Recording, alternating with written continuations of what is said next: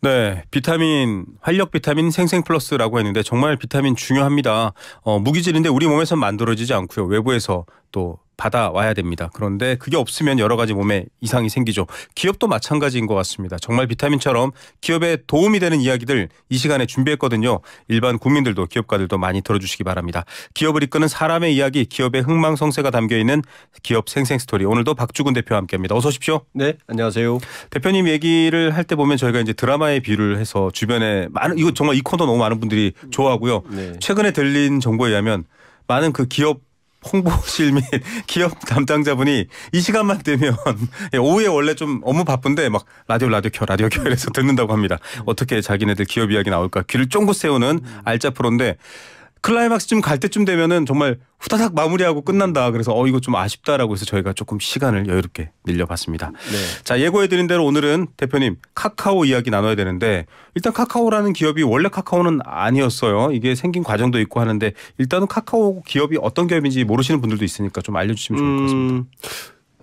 다른 기업들은 잘 몰라도 카카오는 다 알 것 같은데요. 이제 물론 다 손안에 하나씩 그렇죠. 갖고 있으니까 카카오를 안 쓰는 분들이 없으니까 네. 김범수 의장이 네이버 NHN에 있다가 잠깐 쉬었다가 모바일로 바뀌면서 카카오톡이라는 걸 개발을 하고 그 카카오톡이 강력한 아주 삽시간에 네. 우리의 플랫폼이 되면서 그 플랫폼을 기반으로 다양한 비즈니스를 하는 네. 지금은 계열사가 150여 개가 넘습니다. 네, 맞습니다. 그룹이죠. 사실은 우리가 다 기억하시겠지만 작년인가요? 그 카카오 먹통 사태. 네. 네, 먹통 사태 때 그때 이런 얘기가 있더라고요. 카카오가 먹통이 됐을 때 우리나라의 세대가 나눠졌다. 네. 굉장히 불편하면 신세대. 네네. 문자 보내면 되지 왜 그게 필요해라고 네. 하면 9세대 할 맞습니다. 정도로 카카오가 굉장히 우리 생활에 밀접한지를 아는 사건이 된 거죠. 맞습니다. 예. 아시는 분들이 없으면 어떡하나라는 저의 기호였고요. 말씀하신 것처럼 손안에. 그런데 사실 그때 경쟁하고 있는 여러 말 그대로 스마트폰을 바탕으로 한 모바일 메신저가 아주 많이 나왔는데 유독 정말 카카오만 국민 메신저가 되어버렸어요. 맞습니다. 어떤 비결인가 막 수많은 또 분석 글들도 있긴 합니다만 어쨌든 지금 얘기 나온 것처럼 여러 가지 얘기를 좀 봐야 될 것 같습니다. 카카오가 없으면 불편하지 않으면 나는 나이 든 세대인가 자괴감 드시지 마시고요. 요즘 저기 회비 분할 다 카카오로 합니다. 아시죠? 네. 쓰시는 분들은 쓰시고 모르시는 분들은 모릅니다. 자, 그런데 이 카카오가 그럼 국민들 모두가 사용하고 있고 이게 뭐 어떤 검찰 수사나 이런 데서도 카카오톡 메시지 주고받은 걸 보니 이렇게 나올 정도로 모든 국민의 삶 속에 녹아 있는데 왜 위기를 겪고 있는지 지금 위기 쇄신한다고 대표도 바꾸고 막 난리거든요. 어떻게 된 겁니까? 제가 정치 전문가는 아니지만 네네. 최근에 보면 정치도 네. 기업도 인적 쇄신이 가장 화두인 것 같습니다. 인적 쇄신. 네.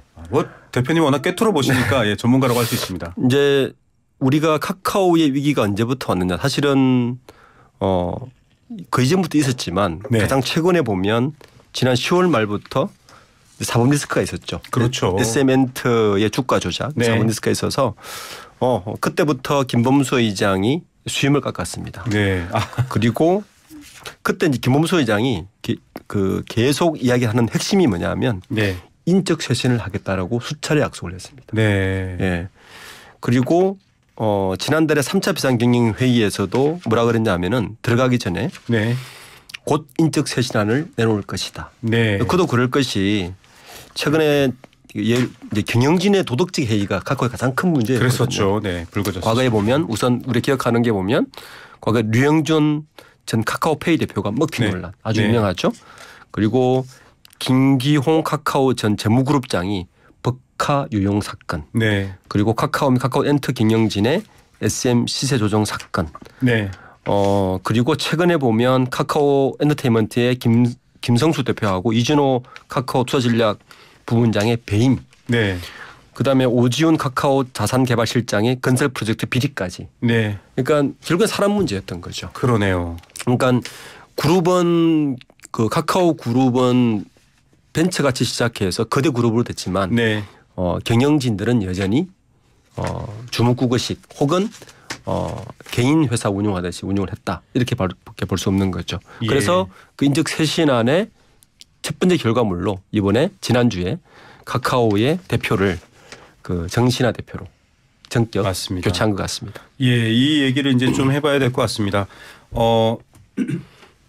분위기 반전 얘기를 해야 되는데 지금 들은 얘기만 들어도 이게 국민 메신저 카카오, 국민 플랫폼 카카오의 얘기가 아니라 뭐 이렇게 범죄가 많지 할 정도로 리스크가 크고 특히 이 SM 엔터테인먼트 관련해서는 이거는 경제 쪽에서는 정말 상상할 수 없는 큰 물론 아직도 혐의가 있고 수사 중이어서 그렇죠. 최종 결론은 안 났습니다만 정말 주가를 조작한 거냐 이건 정말 큰 문제입니다. 기업이 존립 자체를 위협받을 수 있는 문제입니다. 그래서 말씀하신 것처럼 정치도 기업도 사실 요즘 많은 부분들이 다 인적쇄신 얘기를 네. 합니다. 그만큼 사람에게서 출발한 얘기인데 정신화 카카오 신임 대표 상대적으로 젊다라고 할 수 있겠지만 최근에 그 에스프레소 키워드의 대기업 임원 인사 보면 또 거기에 맞춘 것 같아요. 70년대생이고 뭐 여성이고 이런 측면이 있는 것 같고요. 위기 카드로는 어떻게 평가하십니까?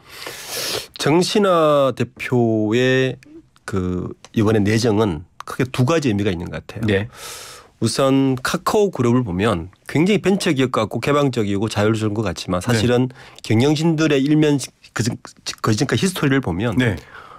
그러니까 김범수 의장과 직접적으로 관계된 이너스컬이 아니면 절대 그 자리에 오를 수 없는 사람들만 같습니다. 특히 네. 저는 카카오하고 네이버를 굉장히 많이 비교하는데 네네. 사실은 네이버 이해진 의장하고 김범수 의장이 비슷하게 사업을 시작했잖아요. 네. 네이버 카카오라는 걸로 우리가 네카오라고 할 정도로. 네네.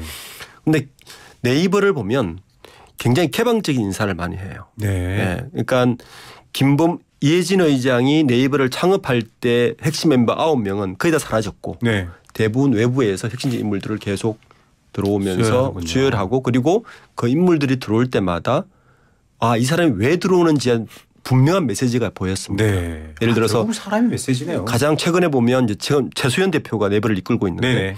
최수연 대표가 들어올 때가 보면 네이버가 해외로 가려고 하는구나라는 분명한 메시지가 네. 있고 그 메시지를 보고 사실은 주가나 투자 전략이 움직였는데 네네. 우선 그 카카오의 이번에 선임한 정신화 대표를 보면 네. 한 가지는 분명해요. 그게 뭐냐 하면 지금까지 카카오 대표를 역임했던 많은 사람들과는 다르게 네. 이너서클은 아니구나. 이 하나의 최신은 분명히 그 메시지가 분명한데 예. 저는 그 외의 메시지는 잘 모르겠습니다. 네. 그러니까 네. 이분이 들어와서 카카오가 앞으로 주주들이나 이해 관계자들에게 어떤 전략을 펼 것인가에 대한 메시지는 진짜 사실 잘 보이지 않는다. 네. 왜냐하면 이 정신화 대표는 이제 첫 번째는 여성이라는 점이 네네. 뭐 약간 쇄신의 이미지가 있겠죠, 당연히. 네. 그런데 이제 이분의 이력을 보면 이제 보스턴 컨설팅 그룹에 있었고 네. 이베이에도 있었고 예. 네이버에도 있었습니다. 네이버도 있었어요. 네. 그리고 카카오 벤처스의 대표이사를 하다가 들어왔는데 2014년부터 카카오 벤처스 합류를 했는데 네. 이분이 지금 이거밖에 없는 거죠. SM엔트 조정 당시에 주가 시세 조정 혐의에는 조금 자유로워. 네. 그리고 지금 또 카카오의 가장 큰 아킬레스건이 카카오 택시 문제지 않습니까? 네네. 카카오 모빌리티의 불독사건 문제도 독과점, 돌봄사건 문제도 조금 자유로워. 네네. 그러니까 이런 거죠. 지금 카카오가 여러 문제가 있는데 정신화 대표는 이런 문제에서 조금 자유로우니까 네. 네가 해. 정도의 메시지밖에 없다. 예. 카카오 그 이전 CEO들 중에 그 가장 사실 혁신적이라는 혁신의 아이콘으로 평을 받던 대표는 임지훈 대표라고 네네. 당시 30대 중반에 아주 젊은 대표가 앉은 적이 있어요. 예. 2015년도인가요? 하여튼 그때 앉은 적이 있는데 사실은 이 정신화 대표하고 그 당시 임지훈 대표하고 아주 비슷하거든요. 예. 그 당시 임지훈 대표가 들어올 때도 임지훈 대표는 기존에 그 김범수 의장의 이너스컬은 이 사람이 아니었어요. 예. 외부에서 데리고 왔고 똑같이 특히 이제 임지훈 대표하고 정신화 대표는 2000년 중반에 네네. 같은 보스턴 컨설팅 그룹 같이 또 일도 했고 그리고 네. 임지훈 대표도 카카오 벤처스 대표를 했고 정신화 대표도 벤처를 한 거죠. 그러니까 딱 그때와 데자뷰가 된 거죠. 예. 카카오가 어려우니 약간 좀 혁신적인 인물 하나를 세워서 이 위기를 돌파해 보자는 건 읽히겠는데 뭐가 혁신이지? 라는 부분에 대해서 좀 퀘스천이다. 예. 네. 자, 어떻게 보면은 여러 가지 상황을 동시에 해결해야 됩니다. 저희가 이 코너를 설명할 때도 말했지만 리스크도 관리를 해야 됩니다. 지금 카카오가 안고 있는 여러 가지 사법적인 즉 이 기업을 이끄는 사람들이 오판하거나 혹은 잘못했던 사법적 리스크도 피해가면서 기업이 이제 여기 있으면 안 되고 새로운 미래로 가야 되라는 쇄신도 줘야 되는데 거기에 일단은 둘러봤더니 일단은 정신화 신임 대표밖에 없다. 낙점이 됐는데 그래서 어떻게 쇄신할 건지에 대해서는 저는 잘 모르겠습니다가 지금 일단 대표님의 말이고 이렇게 혹평을 하니까 기업 담당자들이 이렇게 귀를 쫑긋 세우고 듣는 것 같습니다. 자, 그렇다면 사실 어떻게 보면은 답으로서 그러니까 답안지로서의 이러이러한 사람, 이러이러한 인물, 이러이러한 새로운 미래 사업 전략이나 경험을 가진 사람을 리더로 세우겠다라는 것 말고 문제를 해결해야 되는데 방금 얘기하신 것도 있지만 예전에도 한번 저희한테 설명해 주셨습니다. 카카오는 의외로 굉장히 넓혔잖아요. 네. 사업 분야도 어마어마하게 넓혔고 아까도 뭐 회사 개수가 계열사 개수가 엄청나게 많다고 했고 그러니까 문제는 알고 있다면 사실 답을 내기는 단순할 텐데 뭐 이를테면 롯데그룹이나 뭐 다른 거 얘기하실 때도 마찬가지셨잖아요. 왜 CFO를 넣느냐. 몸집 줄이겠다는 거다. 이거 비용 문제라든지 이런 거 구조조정하겠다는 거다라고 한다면 카카오도 문제는 이미 나와 있는데 그 답으로서는 지금 잘 모르겠다라고 하셨단 말이죠. 그러면 어떻게 그 답을 내려야 되는지에 대한 숙제도 사실 신임 그렇죠. 리더가 받아야 되거든요. 그런 얘기들도 좀 지적해 주셔야 될 것 같아요. 우선 정신화 대표가 어제 이제 기자들에게 거짓 똑같은 질문을 받았죠. 네네. 어떻게 실천할 것이냐. 사실 그 자리에서 구체적인 답을 내놓지 못했습니다. 살펴봐야 된다 정도의 답만 내놨고, 그리고 네이버 카카오 내에서 지금 만들어진 게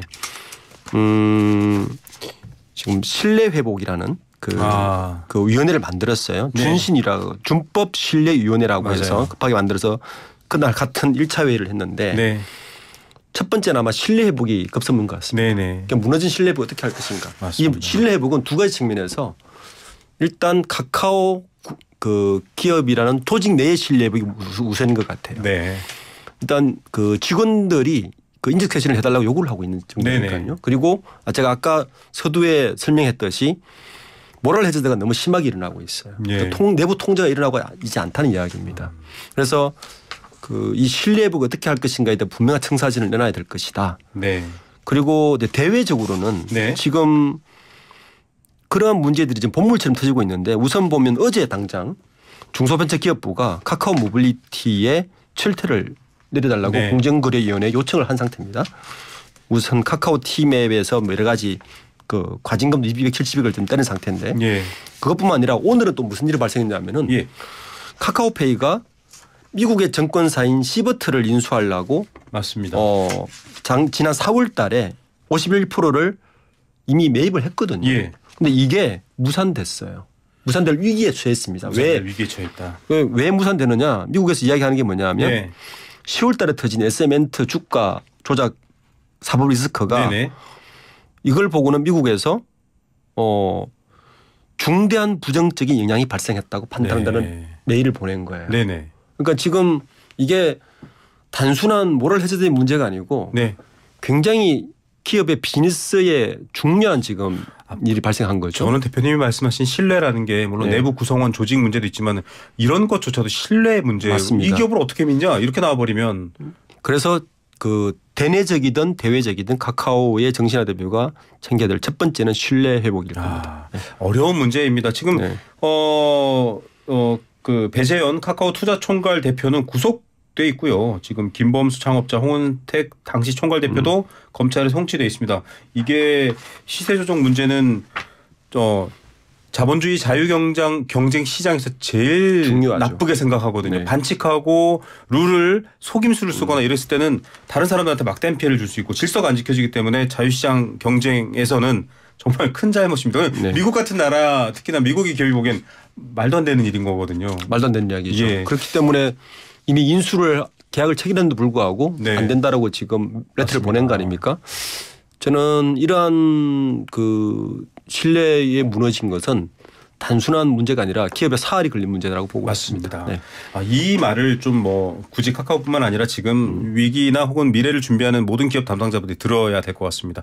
신뢰의 문제가 결국 기업의 생사의 문제입니다. 국민이 믿을 수 있느냐 시장에서 믿을 수 있느냐의 문제인데 카카오 정 씨나 신임 대표에게 굉장히 무거운 숙제가 내려져 있네요.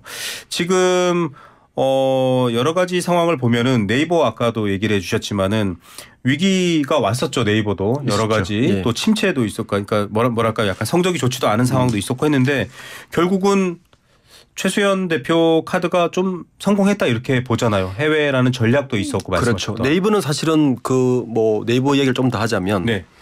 역대 CEO들을 보면 우선 김상현 네이버 대표이사가 있을 네네. 때 네이버의 그 일단 체계를 잡았던 사람이고 그 다음에 한선숙 대표라고 그렇죠. 있었죠. 한선숙 대표는 이분은 출신이 뭐냐면 홍보팀 엠파스 등을 거친 분이에요. 네네.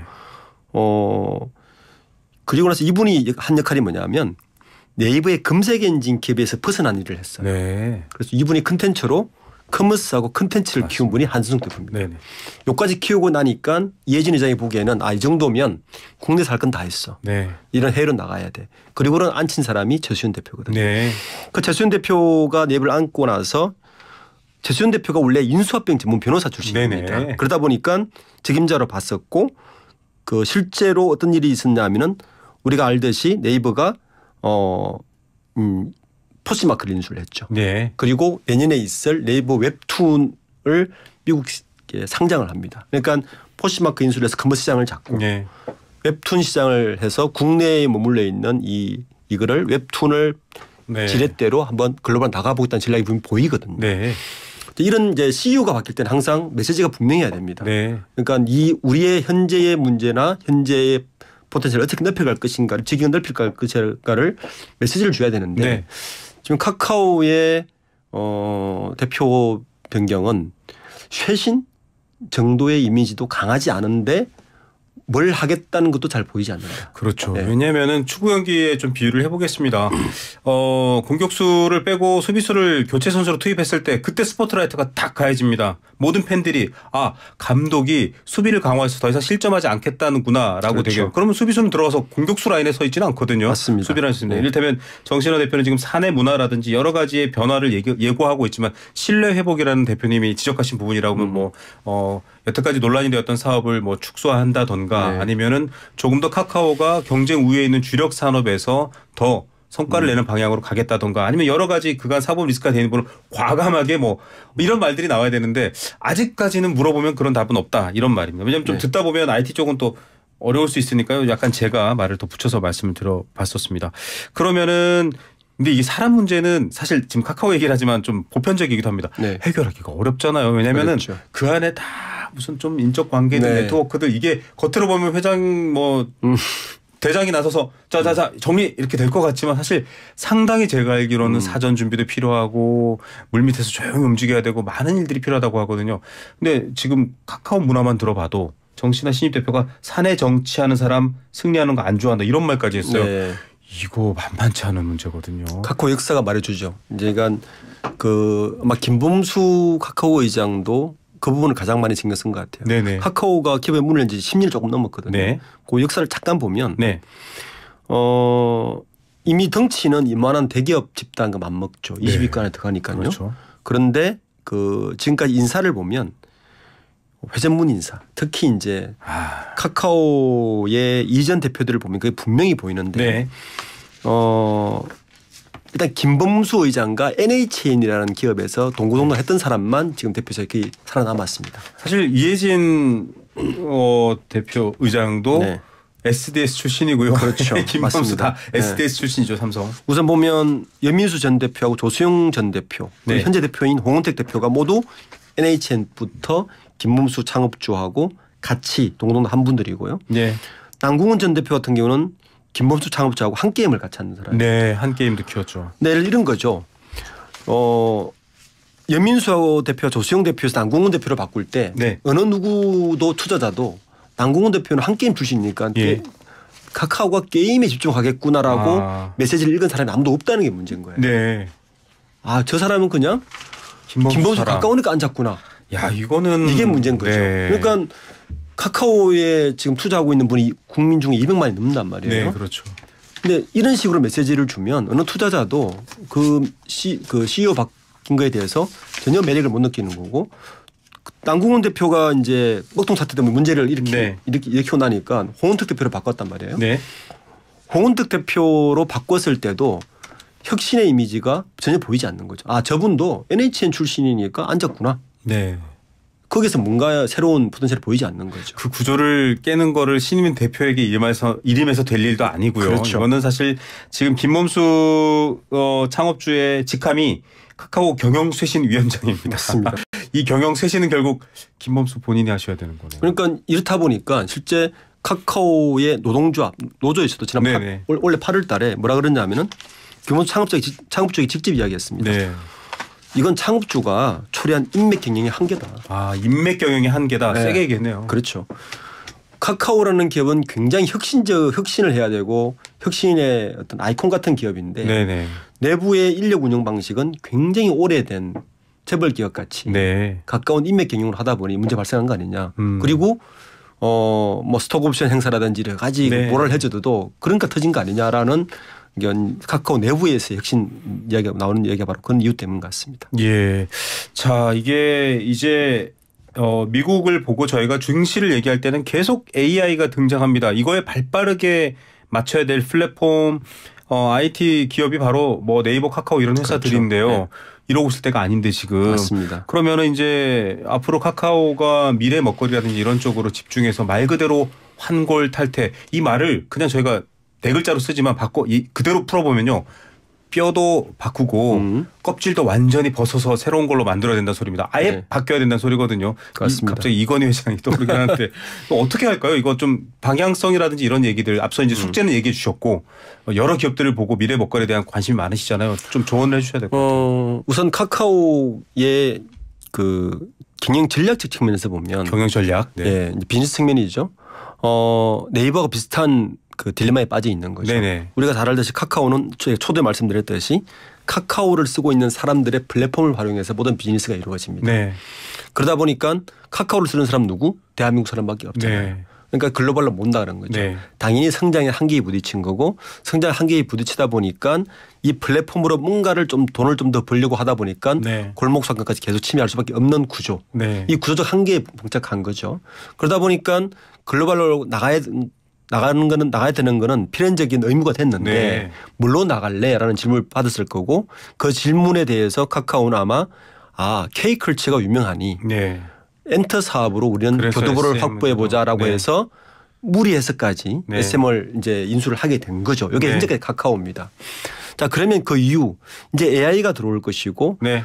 뭐 여러 가지 변화가 일어나는데 분명한 건 카카오톡은 다른 메신저와 분명한 차별화는 있습니다. 네. 예를 들어서 선물하기 같은 거. 그렇죠. 굉장히 차별화된 매출이 거거든요. 많이 나와요. 거기서. 네. 근데 선물하기 같은 거 예를 들어서 K컬처 합쳐졌을 때 이런 게 발생하는 거죠. 예를 들어서 아프리카에 모여 있는 한 분이 네. 한국의 BTS나 유명 네. 연예인에게 블랙핑크나 이런 사람들에게 선물을 하고 싶어요. 한우 세트. 그러면 카카오톡을 이용할 수밖에 없는 상황이 되는 겁니다. 아, 길이 통하는 길이 그거밖에 없는 거죠. 네. 그러면 새로운 비즈니스가 발생 분명하거든요. 맞아요. 그러니까 이러한 전략은 사실은 그 포텐셜은 무궁무진하다는 건 분명한데 문제는 이제 경영진들이 네. 이러한 이 바쁜 시기에 이런 모래알에서 빠졌다는 게 문제인 거죠. 네. 그리고 이제 그 비즈니스 전략은 그렇고 인적 쇄신이나 내부 통제는 네. 굉장히 바뀌어야 됩니다. 특히 투명성이 굉장히 확보돼야 됩니다. 네. 그러니까 이번에 아마 그 준신위에서 그 이야기하는 걸 보면 네네. 주요 경영 활동에 대한 사전 점검을 다 하겠다. 네. 그리고 준법 뭐 프로그램 감독 다 하겠다. 핵심 의사결정 조직의 감독을 진행하겠다는 것은 지금까지 김범수 의장이 그 많은 계열사의 그 경영을 개별 계열사 대표에게 일임했다면 이걸 다 감시하겠다는 걸 바뀌는 거죠. 그러면 감시는 될 수 있을지 모를지언정 카카오라는 그룹의 특색에는 굉장히 제외가 될 것이다. 어떻게 보면 그 자율성이 새로운 벤치를 만들어내고 새로운 도전을 하게 되는 건 맞거든요. 그러니까 이걸 어떻게 조화를 시킬 것인가는 내부적으로 굉장히 아마 숙제를 안을 것이다. 그러니까 대외적으로는 글로벌 진출을 어떻게 할 것인가가 아마 당연한 숙제로 맞을 것이고 아마 올해는 카카오가 실적이 안 좋았지만 제가 걱정하는 거는 내년에는 카카오 실적이 좀 나아질 게 분명합니다. 이런 상황으로 봤을 때 주가도 그렇고 문제는 주가가 좀 더 높아지고 실적이 좋아지면 이러한 쇄신안들이 또 묻힐 가능성도 있어요. 그러니까 그 경계심이 늦춰지기 때문에 요 현재 상황을 어떻게 진화입으로 만들 것인가가 앞으로 카카오의 가장 큰 숙제가 될 것 같습니다. 예, 비타민 같은 말씀에 충전받는다. 청취자분 사연도 주고 있는데 저는 다시 한번 강조하겠습니다. 저는 대표님이 여러 기업들, 대한민국의 정말 많은 기업들의 리더십과 구조와 사람과 사업을 보고 계시기 때문에 다른 기업 혹은 지금 오늘 대상이 되는 기업들도 괜히 우리 리더들 얘기하고 있네. 이런 나쁜 말로 쓰면 안 되는데 이렇게 하지 마시고요. 이 말을 근거로 외부에서는 이런 변화의 얘기도 들어옵니다라고 오픈하셔야 될 것 같다는 생각이 들어요. 대한민국 기업들이 투명하다는 말은 남의 말이 쉽게 들어와서 그게 의견이 전달된다라는 거잖아요. 그랬을 때 변화가 있기 때문에 박주근 대표님의 얘기가 또 생생플러스에서 전한 얘기가 우리 국민들의 경제를 책임지고 있는 이런 기업들의 좋은 변화로의 조금 뭐랄까요. 약간 따끔한 일침이지만 또 몸에 좋은 치료제처럼 작용했으면 하는 바람입니다. 오늘도 좋은 말씀 감사드립니다. 네, 고맙습니다. 네, 리더스 인덱스 박주근 대표였습니다.